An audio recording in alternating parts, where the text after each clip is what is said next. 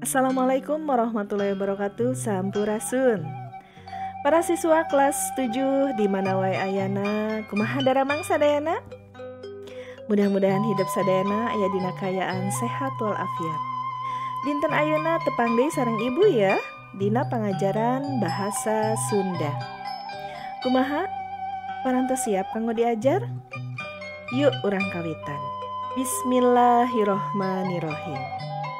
Mikawanoh dongeng pikeun siswa kelas 7 semester 2. Kompetensi dasar 3.5 mengidentifikasi struktur fungsi sosial, aspek kebahasaan, dan nilai-nilai kehidupan yang terkandung dalam dongeng. 4.5 menyusun dan mengkomunikasikan dongeng yang disimaknya dengan memperhatikan struktur dan aspek kebahasaan, pelafalan, dan lagu kalimat atau lentong, serta ekspresi yang tepat. Tujuan pembelajaran. Setelah selesai mempelajari materi pada bagian ini, peserta didik diharapkan dapat mengidentifikasi nilai-nilai dongeng, menyusun peta konsep, dan mengkomunikasikan dongeng tersebut dengan bahasa sendiri. Urang kawitan ya. Dinten ayeuna nyaeta perkara dongeng. Wangenan jeung ciri-ciri dongeng.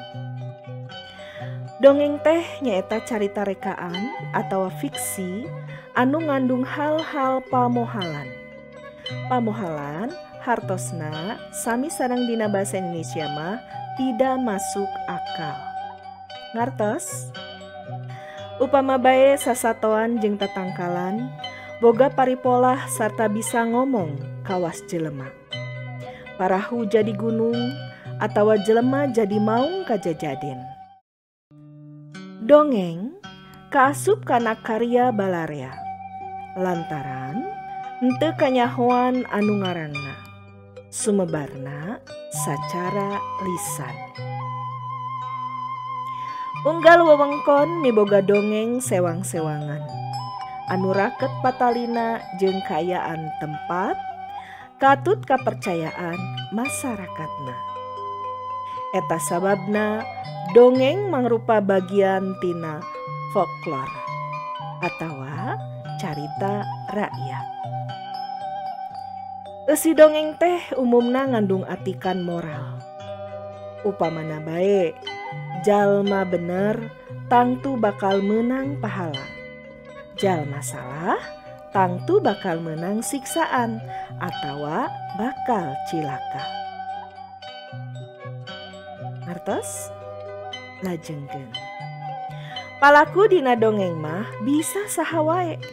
Bisa sasatoan, tatangkalan, manusa, gunung, jin, siluman, jeung sajabana. Dongeng sasakala gunung tangkuban parahu anu kamari parantos hidep Bandungan sasarengan nyaeta mangrupa dongeng anu asalna ti wewengkon Kabupaten Bandung Barat. Patalina jeung asal usul ngaran tempat jeung kaayaan nu aya di eta wewengkon. Di wewengkon sejen oge aya dongeng anu samodel kitu. Di antarana bae dongeng sasakala Gunung Geulis asalna ti Kabupaten Bandung. Dongeng sasakala Cigonewah di kota Bandung. Dongeng sasakala Talaga Warna di Kabupaten Bogor. Dongeng sasakala Maung Panjalu di Kabupaten Ciamis. Dongeng sasakala Curug Panganten di mana cing? Laras pinter di kota Cimahi.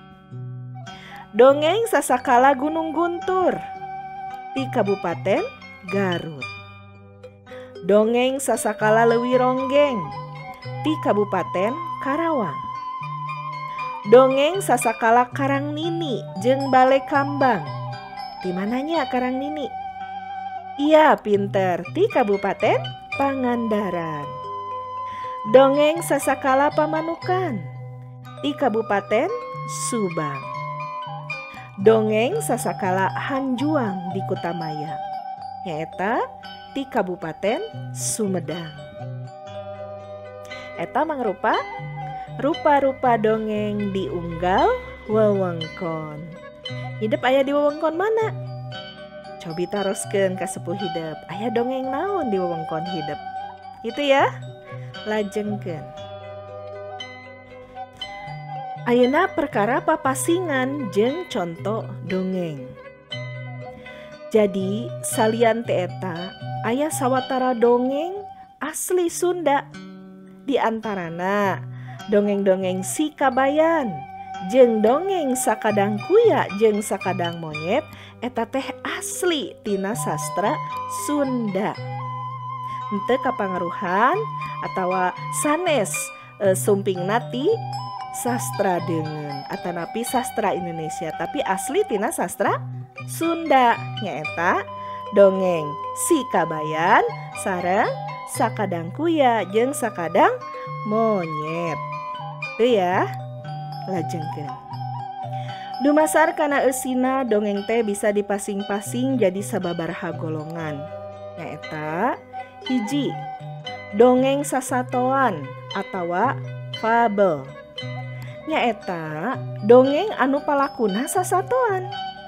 Contoh, Sakadang Kuya jeung Sakadang Monyet.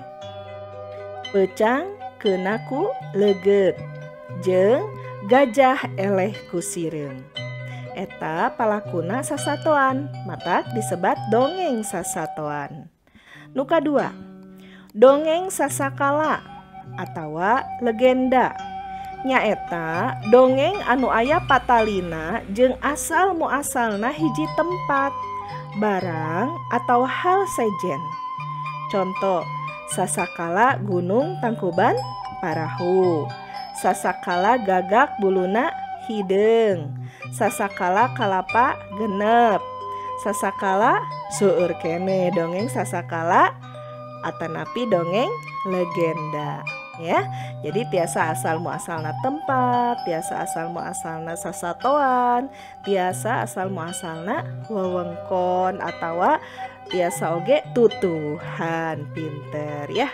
Lajengkeun. Nomor 3, dongeng sajarah atawa sage. Nyaeta dongeng anu aya patalina jeung tokoh-tokoh sajarah atawa patempatan anu ngandung sajarah. Contoh, Hanjuang di Kutamaya, Arca Domas, Syekh Maulana Akbar. Eta contoh-contoh dongeng sajarah. Anu kaopat, dongeng jalma biasa atawa disebat oge parabel. Nyaeta dongeng anu palakuna jalma biasa. Contona Si Kabayan ngalal roai, aya Si Kabayan ngala tutut, Si Kabayan ngala nangka, Si Kabayan naon deui seueur nya persina. Teras Cikaracak ninggang batu, laun-laun jadi legok. Nah, pertemuan anu sataacana hidup parantos terang ya perkawis dongeng eta. Tukang cukur panipuan. Tah eta teh contoh dongeng-dongeng anu nyaritakeun kahirupan jalma biasa atawa parabel. Lajengkeun ya. Tah, tos dugi kana pancen geuningnya. Ieu urang tengetan pancena naon wae nya? Nu bagian hiji Romawi. Jawab pancen ieu dihandap. Tina ilustrasi gambar dihandap, cingpek jieun caritana. Dongeng Sakadang Kuya jeung Sakadang Monyet Melak Cau. Make basa sorangan. Jadi hidup engke ninggal heula gambarna, teras tina ilustrasi gambar eta caritakeun ku bahasa sorangan kira-kira eusi caritana naonnya. Luyu jeung jejerna nyaeta sakadang kuya jeung sakadang monyet melak cau. Yuk, urang tinggal sesarengan gambarna. Tah, gambar kahiji. Judul dongengna naon? Ya, tadi atasnya. Nyata? Iya, pinter. Aya dua tokoh ya. Pertama ya aya duaan kembar. Jantenkeun judul ya. Lajengkeun. Gambar kadua. Ya, aya monyet jeung kuya. Ya, maranehna keur ngalobrol badami ngeunaan naonnya. Sok caritakeun ku hidupnya. Kumaha kira-kira caritana tina gambar eta. Luyu jeung jejer. Lajengkeun gambar katilu. Tah aya kene eta si monyet jeung si kuyanya. Mayunan aya bibit naon ya? Ya, caritakeun kayaknya si carita dongengna make bahasa sorangan. Gambar kaopat. Wah, geningan bibitnya tos janten naon ya? Iya, mangga caritakeun oge gambar kaopat. Ya, lajengkeun. Gambar kalima. Si monyet gugun tayangan di luhur tangkal caunya. Si kuya ngarasa kesel ya? Iya, kumaha caritananya? Sok mangga ku hidap caritakeun kira-kira kumahanya. Tuh geningan dina gambar kagenep langkung jentrenya. Si monyet seserian di luhur tangkal caunya bari dahar naon? Iya, samentawis si kuya culeumut di handap. Iya, engke caritakeun oge nganggo basa nyariranya kira-kira kumaha eta caritana supaya nyambung caritana sareng tinu gambar kahiji. Lajengkeun. Gambar katujuh. Wah, si monyet kalah lompatnya kabur ya. Sementawis kuya tetiasan lompat tariknya. Iya mangga carioskeun ku hidep. Ilustrasi gambar kasebut nganggo basa nyarira supaya caritana jadi ngaguluyur ya, nyambung ti gambar kahiji dengan gambar saterasna. Ngartos? Lajengkeun.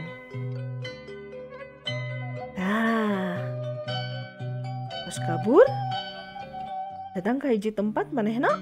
Wah, didinya seueur jauh meni ararasa kitunya. Aya kuya tadinya tahayanya sosoranganan. Lajengkeun gambar saterusna.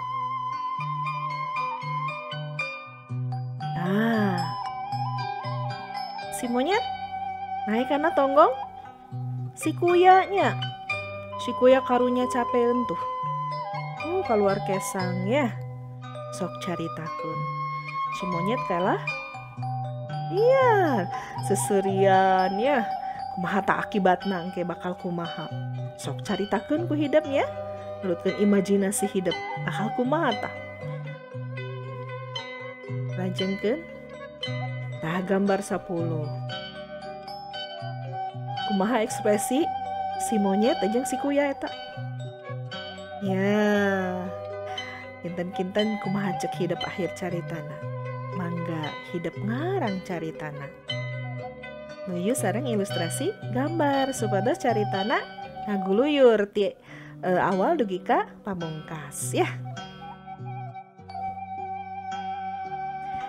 Nah, sabada tadi nengetan gambar, engke ku hidep susun caritana supaya nyambung ti paragraf kahiji dugi ka paragraf terakhir tina unggal-unggal gambar tadi. Dugi ka eta caritana nyambung ya, nyambung nyaritakeun ngeunaan sakadang kuya jeung sakadang monyet melak cau. Nah, kedah aya amanah tuh didugikeun ya. Kumaha sikap si kuya, kumaha sikap si monyet, nah, kumaha sagala rupana anu aya patalina sareng gambar eta ku hidep dicaritakeun. Jadi hiji carita dongeng make basa sorangan ya. Ta eta formatna sapertos anu aya dina slide ieu. Kanggo wasta itu nama sareng kelas. Ngartos sadayana? Upami bade diserat ku panangan sing rapi ulah coret-coret ya. Upami bade diketik teu sawios mangga. Engke walerana ulah hilap upload kana Google Classroom ya. Nah, aya bagian 2 Romawi latihan pancenanya. Sabada hidep tadi nyaritakeun ilustrasi gambar. Terus nu bagian 2 Romawi mah pek jawab secara singget. Nu kahiji kumaha karakter monyet jeung kuya nurutkeun hidep. Kumaha karakter si monyet, kumaha karakter si kuya gitu ya. Nu kadua, naon hikmah nu tiasa dicandak tina eta cerita dongeng sasatoan teh? Aya hikmahna teu nurutkeun hidep. Nu katilu, naon amanatna nu hayang ditepikeun tina eta dongeng? Mungkin naonnya amanatna hayang didugikeun. Ya. Nu kaopat, kejadian pamohala naon nu aya dina eta dongeng? Ada kejadian yang tidak masuk akal apa yang diceritakan dalam dongeng tersebut? Itu pamohalan ya. Jadi sok ku hidep diwaler secara singget dihijikeun sareng tadi karangana sareng karangan carita dongeng sakadang kuya jeung sakadang monyet nembe engke walerana diupload karena Google Classroom. Ngartos sadayana? Iya. Rupina parantos rengse materi pangajaran dinten ayeuna ya. Teu karaos. Yah, mudah-mudahan dina panglawungan saterasna urang tiasa tepang deui dina materi anu enggal. Pesen ti Ibu rengsekeun pancena sareng tetep jaga protokol kesehatan. Nganggo masker, wawasuh panangan, sareng jaga jarak. Kitu panginten. Sakitu wae pangajaran dinten ayeuna. Hatur nuhun kana perhatosanana. Tong hilap rengsekeun pancena ya. Wassalamualaikum warahmatullahi wabarakatuh. Sampurasun.